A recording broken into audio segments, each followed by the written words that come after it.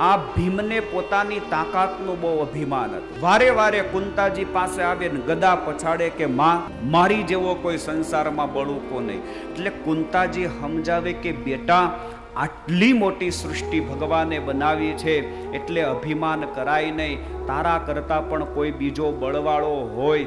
બેટા, આ દુનિયા છે, શેરને માથે સવા શેર હોય. કુંતાજી સમજાવે, આને સમજાય નહીં, વાત ગળા હેઠે ઉતરે નહીં.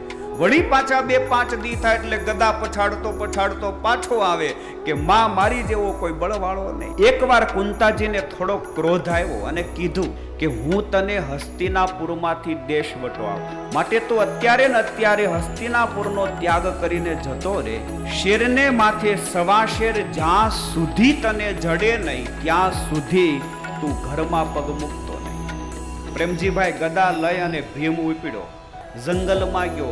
એક વૃદ્ધ માણસ સૂતો હતો, એને જગાડવાના પ્રયત્ન કર્યા. વૃદ્ધ માણસે કીધું કે ભાઈ, એક તો હું વૃદ્ધ છું, બીજા નંબરે બીમાર છું, એટલે હું જાગીશ નહીં, આઘો પાછો થાય નહીં.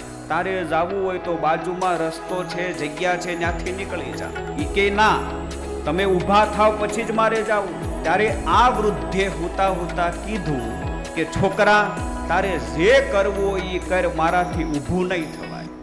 હવે છોકરો કીધો ને એટલે અડધું પાણી તો ન્યાન ન્યાન બેહી ગયું.